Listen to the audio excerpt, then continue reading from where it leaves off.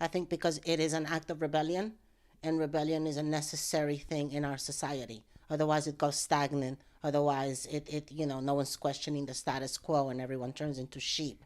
There has to be rebellion when things and the population and the masses feel that it must be so. And I think that art was taking a terrible direction that the masses did not like. It was just for the elite, for the cultured few.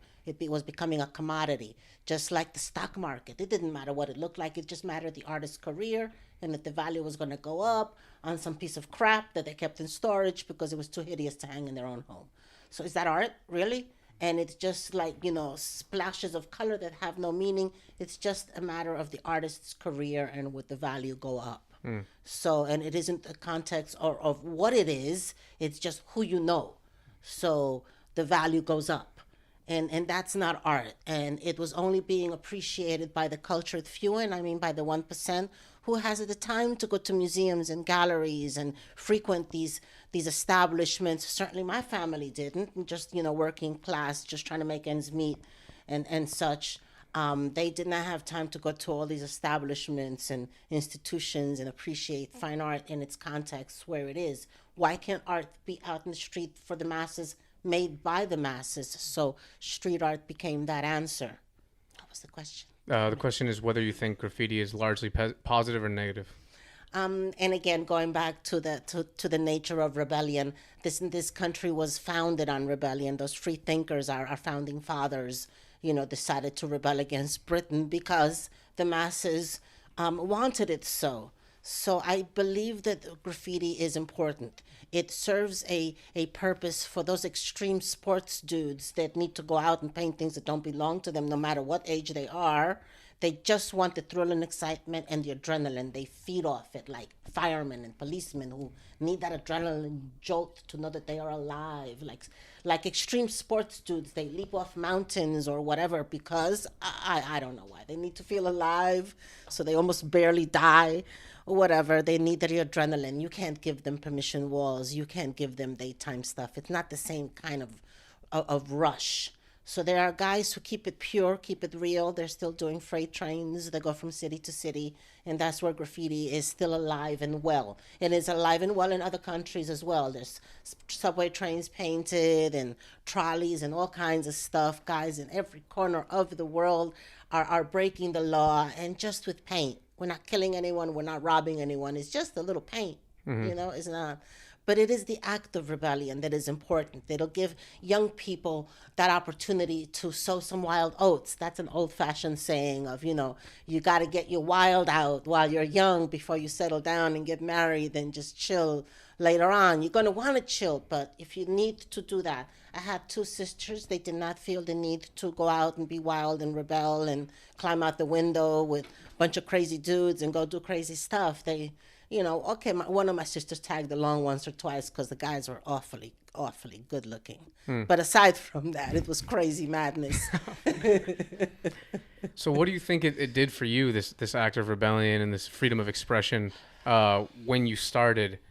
You're just getting to know the world in an era filled with art and culture, in a place that's considered by many around the world to be one of the epicenters of art and culture, the birth of this movement. What do you think it did for you? Well, as a very young one, it took a very shy girl and brought me out. I was always even too shy to lift my hand in class when I knew the answers to everything. So I wouldn't even speak in class. I was really shy.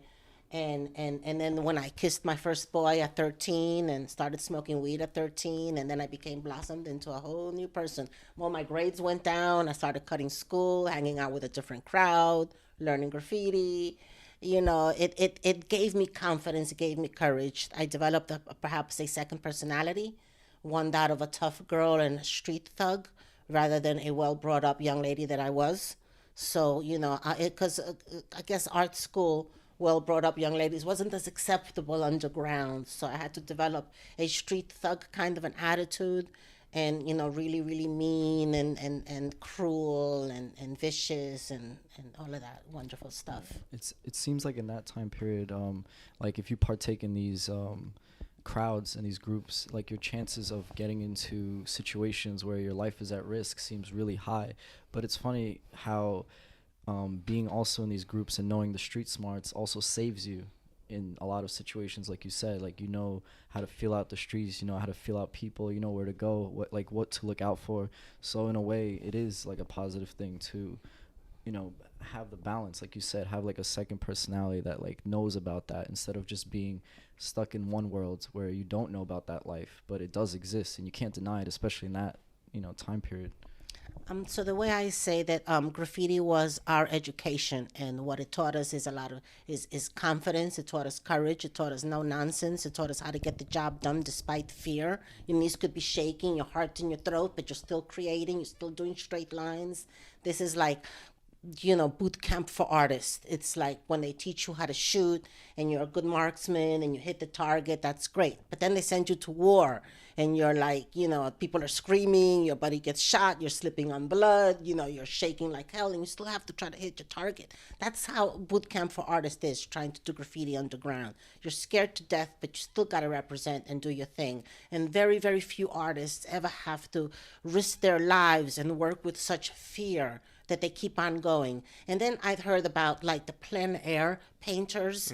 These are these crazy cats who stand with an easel in the middle of an icy stream with bears walking around because they need to paint some scenic nonsense or another. And that is crazy. The extreme weather, the predators, they could die just trying to do a little oil painting. Yeah.